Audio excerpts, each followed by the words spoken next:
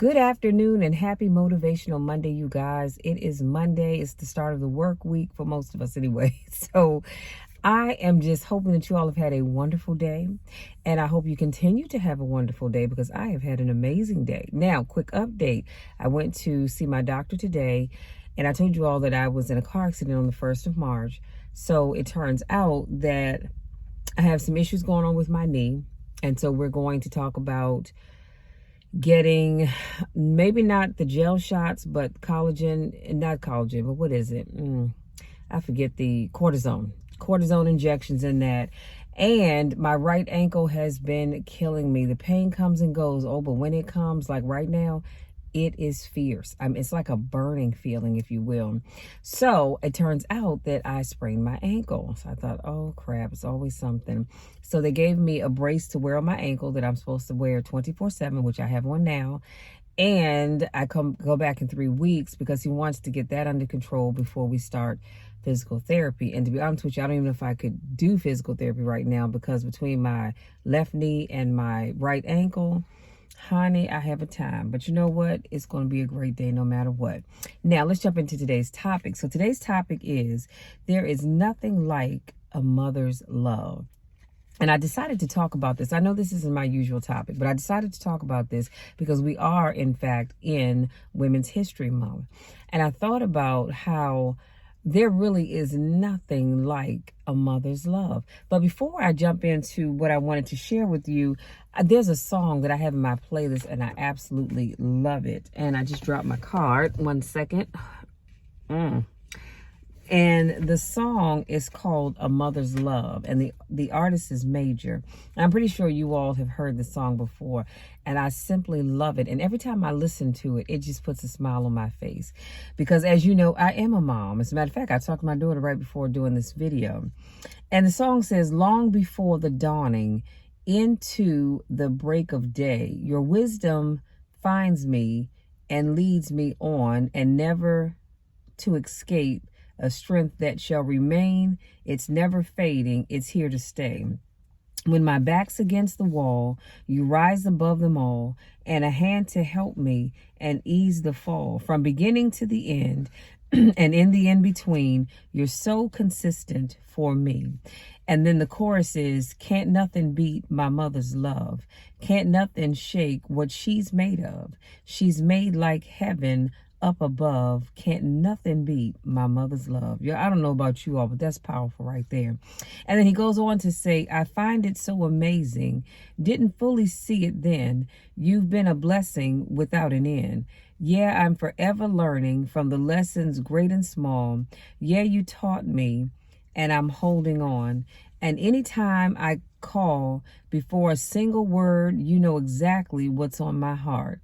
From beginning to the end, and in the in-between, you stay consistent for me. And he goes on to say, can't nothing beat my mother's love. Can't nothing shake what she's made of. She's made like heavens up above. Can't nothing beat my mother's love. And then of course, it repeats that chorus again. And then the song ends by repeating, nothing like a mother's love, 4 times before it fades on out.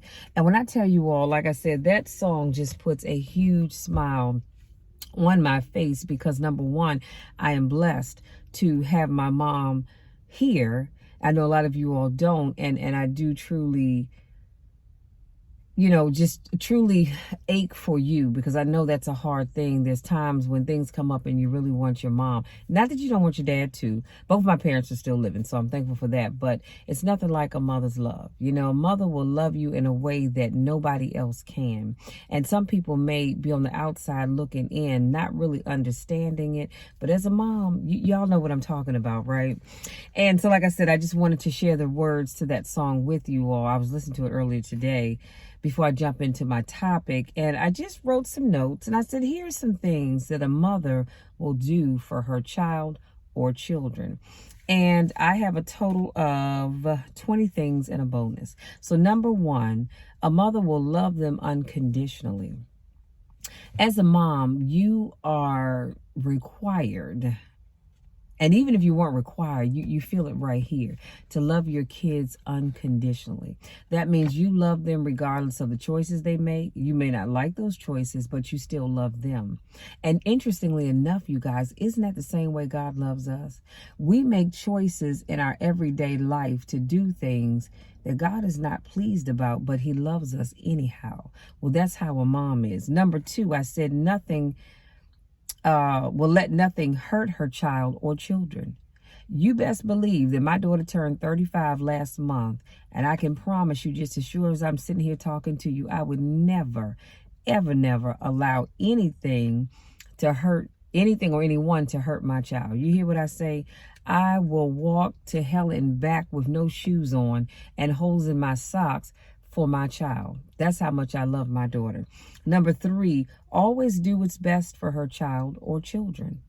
See, as a mom, a good mom, notice I'm saying a good mom because there are all kinds of moms out here. We don't have time to unpack that, but there are all types of moms out here. But I'm talking about a good mom will do what's best for her child. So if it means moving from where you live to a better neighborhood so they can have a better chance at whatever the opportunities they're looking for are, as a mom, you're going to do that.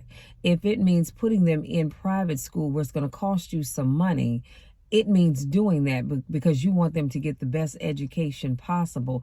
If it means getting out of a toxic relationship so it doesn't damage them, because believe it or not, when you have young kids and you're in these toxic relationships, not only does it damage you, but it damages that child too. Like I said, I don't have time to unpack that, but it really does. All I'm saying is that a good mom will always put her child's needs first. Always do what's best for her child or her children. Number four, always put her child's needs first.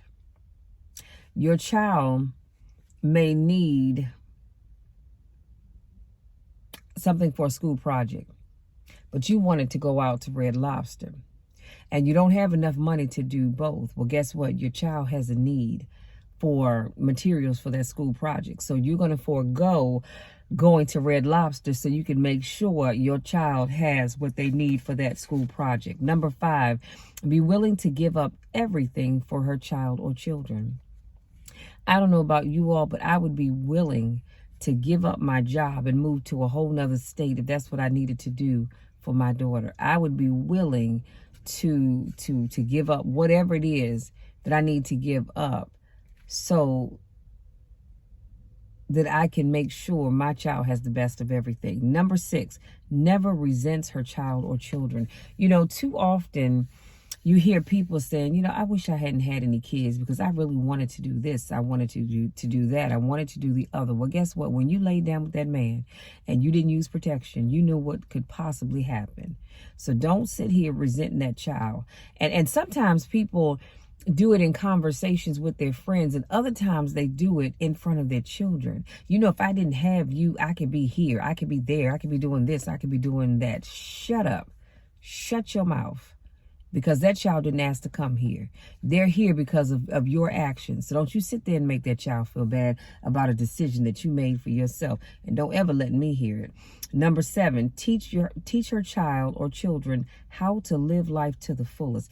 A good mom always tells her child that, you know what, I want you to live life to the fullest. And that means giving them the best of everything, as long as it's not breaking your piggy bank, but giving them the best of everything, showing them the best that life has to offer, because you want them to experience the best that life has to offer. I can say that my daughter, before she was a teenager, before she turned 18, had been on 7 cruises. She went on her first cruise when she was Nene was 5 years old. I think she was 5 years old when she went on her first cruise. Do you know how many 5-year-olds can't say that? You know, she's been all over the place. I mean, just all over the place. But I always made sure my child had the best that life had to offer. Why? Because that's what my parents showed to myself, my sister, and my brother. And so I wanted to make sure she had the best experiences in life. Number 8, be there for her child or children when they need them. Now, I get it. Because I can hear somebody saying, but Michelle, you don't understand. I have to do this, I have to do that, I have to do the other. I get that. But to the extent possible, you need to be there for your child or your children. There is nothing worse than a child needing their mom. Like I said, they need their dads too, but needing their mom is a little different. And you're not there. They understand that you have to work 2 jobs. They understand that you have one job, that you work long hours. But when you put your friends and that alcohol and those cigarettes and the drugs or whatever else it is you're into before your child, that's damaging. That is very damaging. And let me tell you what's going to happen. That child that you have, or those children, they're going to find the comfort that they were getting in you. They're going to go out there in the streets and get it. And then you're going to wonder, well, how in the world did my child or my children end up like this? Look at yourself. And there's your answer. Number 9, provide food, shelter, and love. A good mom always makes sure that she's going to provide food for her children, shelter, and love. And Lord knows my child got all of that and then some. As it relates to food, let me tell you this quick story and we're going to move on. I remember one time my daughter wanted to go to McDonald's and I didn't have, and payday wasn't until 2 days away. But I had money on my Subway card so I could get to work. That wasn't a problem. And I took my lunch anyway. But I had told her that we were going to get McDonald's. And so I realized I only had enough money to get her a Happy Meal. And so I said, well, so we got there, excuse me, I parked. That's all right. I called my daughter, Mom. I said, all right, Mom, I only have enough for you to get to McDonald's. I'm going to eat when I get home. And she said, okay. So we get out the car. I had my iRock back then, y'all. Oh, those were good days. But anyway, I digress. And so she gets out of the car and she says, oh, we're walking away. And she says, Mommy, somebody dropped $1. I said, where? She said, by the car. I said, girl, you better go get that $1. I said, we don't pass up money. I said, that's a blessing from God. So she runs back over. She gets the $1 and she hands it to me. So I said, okay, thanks. I put it in my back pocket. I had on some jeans that day. We go inside, walk up to the counter, and I ordered my daughter's her cheeseburger Happy Meal. And so the lady said, is that it? I said, yep, that's it. She gave me the total. I went to dig in my back pocket and I had to, mind you, the bill she gave me was folded in half. So when I opened it up, I said, oh my God, that wasn't $1, y'all. That was a $50 bill, a crisp $50 bill that was folded in half. When I tell you that was nothing but God. Oh my goodness. And so I said, you know what? Let me add a 1/4 pound of a cheese meal on there. Medium fried large sweet tea. Thank you. So we both got to eat and I had plenty of money left to get me some gas and do a couple of other things before payday. So you see how God will bless you when you do right by your kids. I had promised her she could get McDonald's and I did not renege just because I didn't have enough for both of us to eat. Come on, somebody. That's your shouting moment right there. But she's always had a roof over her head and she's always received plenty of love, not just from me, but from my dad, my mom, my sister, my brother, and, the rest of my family. Number 10, be a good example for her child or children. A good mom is always going to make sure she's being a good example for her children. That means you're not out here acting like street trash. Let me just keep it real.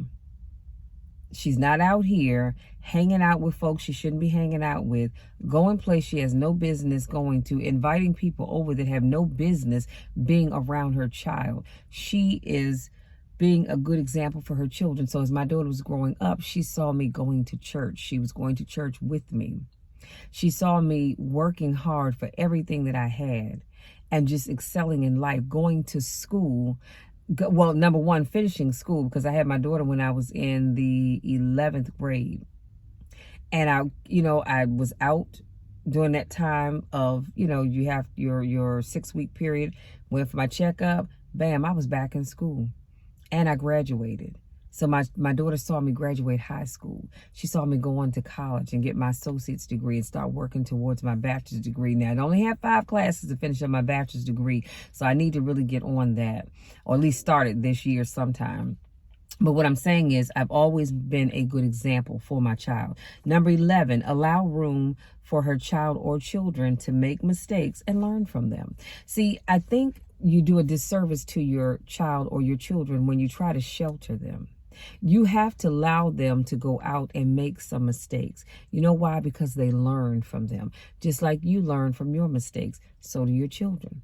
So it's okay to allow them to make some mistakes. Now, if whatever it is they're doing is going to be critical, then yeah, you might want to rein it on back in. But otherwise, allow them to make some mistakes because it will make them a much better person. Number 12, pray for her child or children day and night. I don't know about you all, but when I wake up in the morning, I pray for my child. I write in my prayer journal about my child, just different things I want for her. And so you've got to be a prayer warrior, not just for yourself or for other people, but you need to pray for your child and or your children. And I mean, day and night, and sometimes even in between. Y'all know the song by Helen Baylor where she talks about how she got hooked on drugs and her life was just doing a downward spiral. But I love the part of the song, y'all. That's your shout moment right there when she says, but I had a praying grandmother. I think it was the part where she said she was sliding down the wall and her bodily fluids were doing their own thing. But when she says, I had a praying grandmother, y'all, that's powerful. That'll shout you out your seat right there. That's why we as mothers have to be, and fathers too, but I'm talking about mothers right now. We have to be prayer warriors for our children. Keep your children lifted up in prayer. Don't keep going to somebody else saying, look, will you pray for my Johnny or will you pray for my Susie? You pray for them. I mean, it's all right to ask other people to keep your child or your children in prayer, but I need you to be praying. And I mean praying earnestly, praying, believing that God is going to hear whatever it is that you're asking him for, and he's going to move on it. But just pray, and don't you stop praying. Don't you stop praying just because you haven't seen results. Keep praying because God hears your prayer. God already knows what you need, even if you don't open your mouth. But I need you to pray and keep praying until, just like the acronym for one of our ministries at my church is called PUSH. Pray until something happens. And that's what I want you to do. Keep praying until something happens. Number 13, make sure her child or children know God for themselves. Again, I talked about how being a good example. My daughter saw us going, we all went to church. I remember because my paternal grandmother lived in Michigan, my maternal grandmother, who we call Nana lived here. And we went to church. We went to Bible Way in D.C. I want to say that's New Jersey Avenue. I could be wrong, but I think that's what it is. And we went, Bishop Smallwood E. Williams, he was the pastor at that time, and we went to church. Now, sometimes we didn't go to Bible Way, and we went to my maternal grandfather's church, which was Metropolitan Baptist Church. Ooh, honey, and that Dr. H. Beecher Hicks, that man was a preaching somebody, and he still is. As a matter of fact, he's our pastor emeritus. He still comes to church, but I mean, when he preached, because I was young, I didn't always know what he was talking about, but I just wanted to sit and just listen. I wanted to listen to whatever it was that man had to say because it was powerful and it moved me. And I remember joining Metropolitan because at that time I was I hadn't turned 18 yet. And I remember my mom saying to my brother, my sister and I, she said, okay, you all are old enough now to make your own decisions. So you have to decide, which church do you want to join? Do you want to join Bible Way or do you want to join Metropolitan? Honey, without a doubt, unanimously, we said Metropolitan. And I am so thankful that we joined Metropolitan. Not that Bible Way, there was nothing wrong with Bible Way, don't get me wrong, but it was just something about Metropolitan that just drew me in. You know what I mean? So we would always go to support my granddad, God rest his soul, because he sang in the choir. And so whenever they were having some kind of a red letter day is what we call it, we would always go and support that. But Hunty, I remember walking down the aisle and I had my daughter in her carrier because she was a baby then. And I remember walking down the aisle and it felt so good just giving my life to Christ, saying, all right, Lord, you know what? I'm not perfect.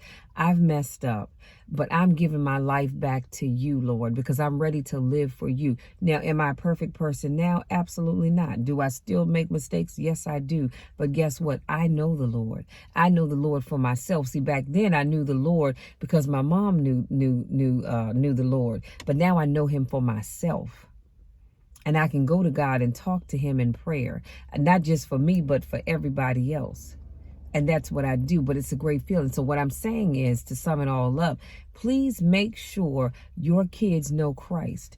And I remember when my daughter said, Mommy, I'm ready to be baptized. And so she was. So Pastor Hicks, he baptized myself, my sister, my brother, my niece, and my daughter.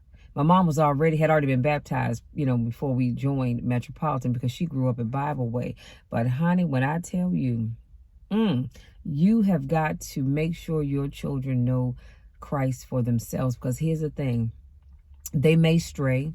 A lot of times they do. They may stop going to church, but I guarantee you, they will never, ever, ever forget that experience.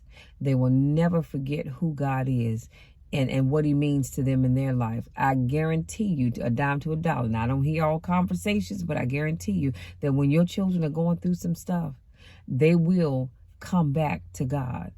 Because once you know the word, come on, somebody, you can't get away from it. Let me keep it moving. Number 14, teach their child or children to love others unconditionally, regardless of where they are, where they're from, who they know, where they live, how much money they have or don't have, or who they choose to love. You've got to teach your child to love people unconditionally. I love everybody. That's why I always end my videos by telling you guys that I love you all to the moon and back, and there's nothing that you can do about it. It doesn't matter to me what your sexual preference is. It doesn't matter what color your skin is. It doesn't matter where you live. It doesn't matter where you're from. It doesn't matter what your goals are in life. It doesn't matter what you've done, what you've said, what you didn't say, what you didn't do. None of that matters. It doesn't matter what religious institution you choose to worship at. It does not matter. I love all of God's children, because no matter what I just said, where you worship or don't worship, where you live, don't live, what you have, don't have, we are all God's children. And guess what? When our day comes and we leave this earth, we all have to answer to God. The same God. It doesn't matter what you call him or what I call him. We're going to all go before the same God, because the Bible says that every knee shall bow. It didn't say some knees. It didn't say only the Baptist knees or the Catholic knees. It says every knee shall bow and every tongue will confess that he is Lord. So I said all of that to say, teach your children to love people unconditionally. Now, don't have time to unpack this, but when I say love, sometimes it's not with their love. See, I love a lot of people. When I say I love you all, trust me, it's with my love. It's straight from the heart that I love you all. But some people, I love them as Christ loves the church. Come on, somebody. So it's not with Michelle's love that I may love that person that I know is a snake, because it certainly isn't. But I love them with the love of God. Just the way God loves his church and his people, that's how I love them. But it certainly is not of my own doing, okay? But I digress. Number 15, teach your child or children to respect themselves at all times. I cannot encourage this. Y'all, excuse me, but I have some hair on my lip. Teach your children or your child to respect themselves at all times. That means you're not out here dressing with your tail hanging out. You're not out here with a gutter mouth. You're not out here doing stuff that God is probably looking down on, going, what in the Sam Hill is going on with that child? Teach your child to respect themselves at all times, not just when you're in the house, not just when you're in the neighborhood, but I mean at all times, because y'all know what I'm talking about. See, you're one way when you're with this group of people. You're another way when you're with this group of people. Oh, but when you get over here, you're a whole nother person. No, I need you to respect yourself at all times.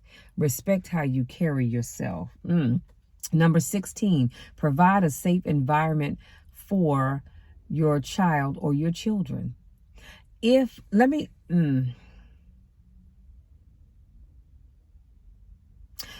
say this. When I say provide a safe environment, I get it that sometimes we can't help where we live. I understand that. I don't know what's in your bank account and you don't know what's in mine, and I don't need to know. But what I'm saying is, to the extent possible, make sure you are providing a safe environment for your children to live in, to worship in, to go to school in, all of that good stuff. But I'm going to say this, and I'm going to let it be, because that touches a nerve, what I'm getting ready to share with you. Providing a safe environment also means, ladies, that when you're dating these men, every man you date does not need to meet your child and or children. They just don't.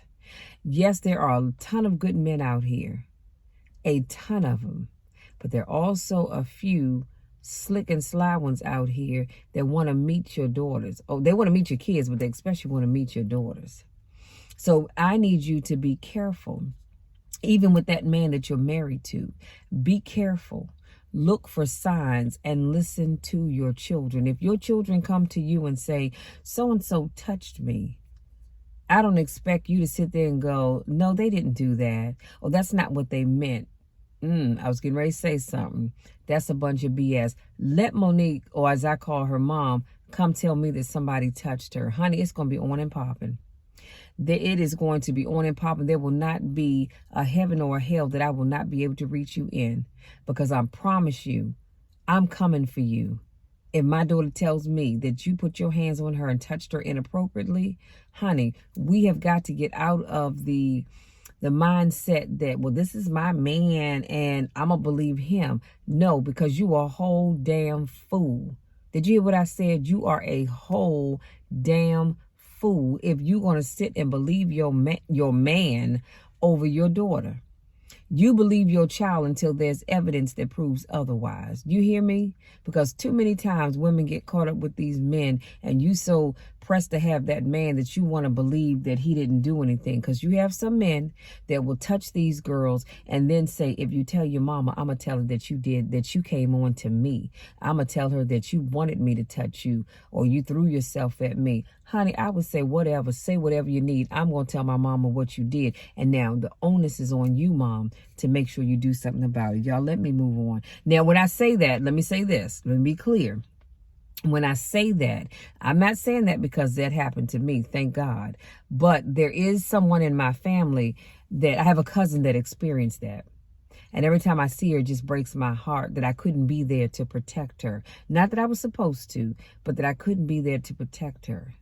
And I can only imagine, actually her and her sister, and I can only imagine how traumatic that is for them. And that's something that they're going to have to live with the rest of their lives. So ladies, let your child come to you and tell you that that man touched them. You better believe him. You better believe him until you have proof otherwise. Let me move on. Number 18, encourage your child or children to dream big. Always encourage them to dream big. Don't have them limited to this little box, because you know people from this side of the tracks, they only do this. Now, if you're from the other side, you can do that. No, encourage them to dream big. If they want to go out here and be a world famous whatever, encourage that. Now, they may or may not make it, but that's all right. You encourage them and say, you know what, baby, you can be anything that you work hard at.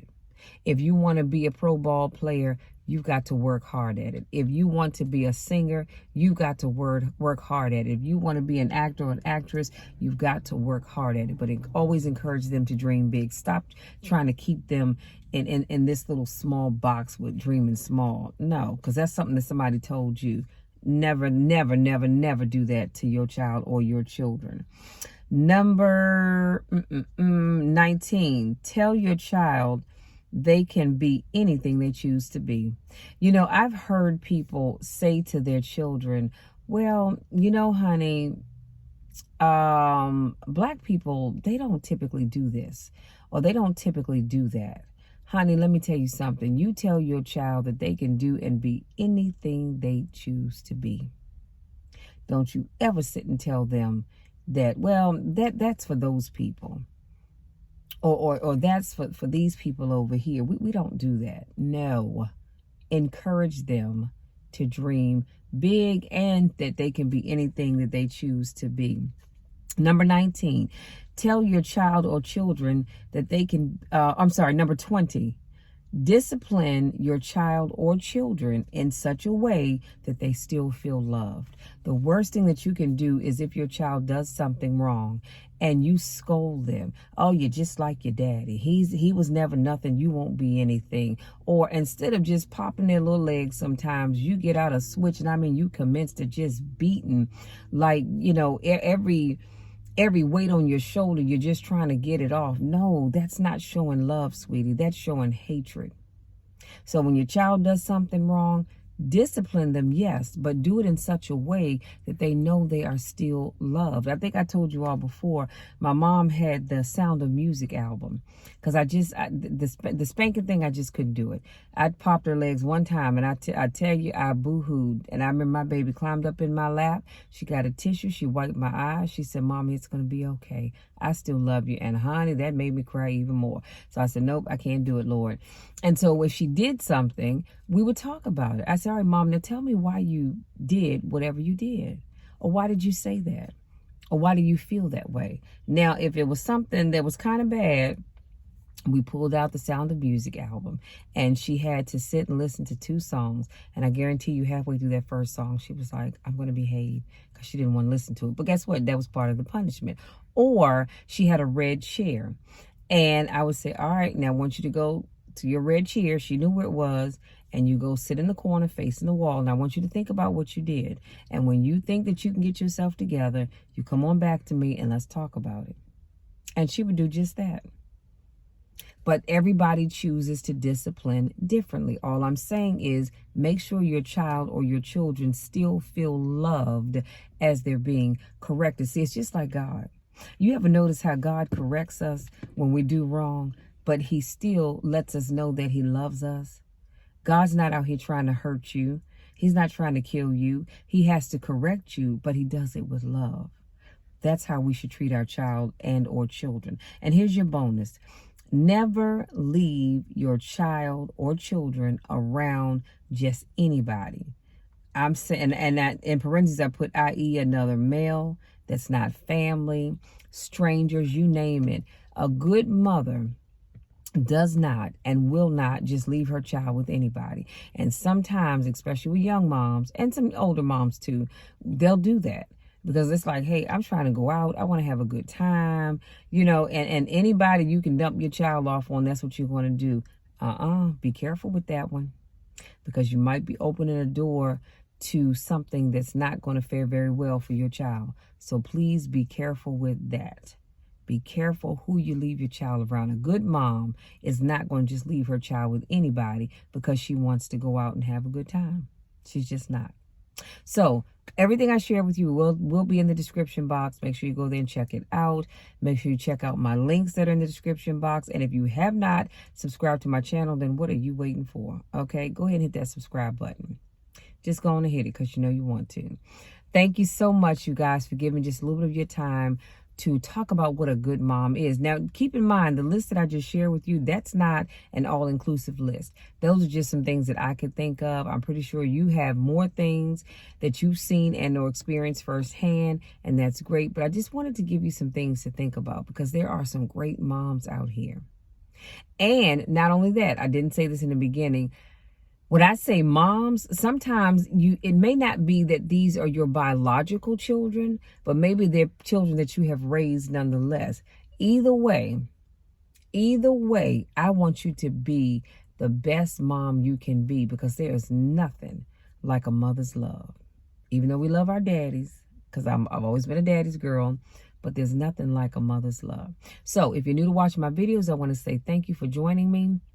I do car conversations every Monday, Wednesday, Friday, and Saturday. If this is not your first rodeo, I want to say welcome back. Y'all know I miss you when I don't get a chance to see you. Go out there, enjoy the rest of your day. And to all the moms, the mother figures, I just want to say I salute you. Keep doing a phenomenal job. And if you have any area that you can fix or work on, I want you to take the time to start doing that.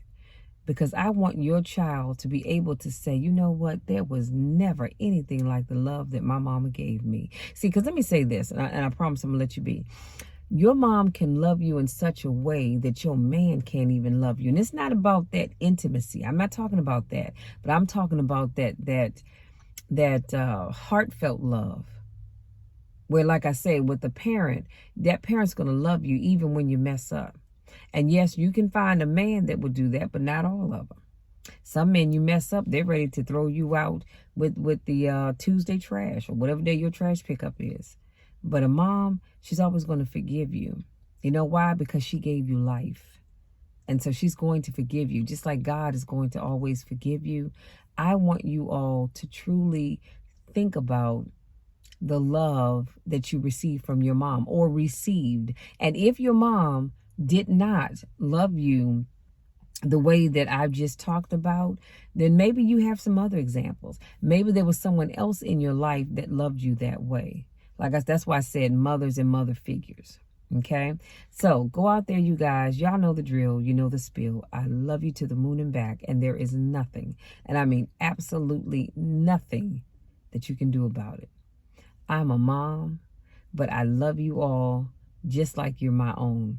And I want you to succeed. That's why I encourage you to dream big, to think big, to go after big things. And I tell you that you can do and be anything that you choose to be, because I love you. And that comes from my heart. Love you all, and we'll talk again on Wednesday.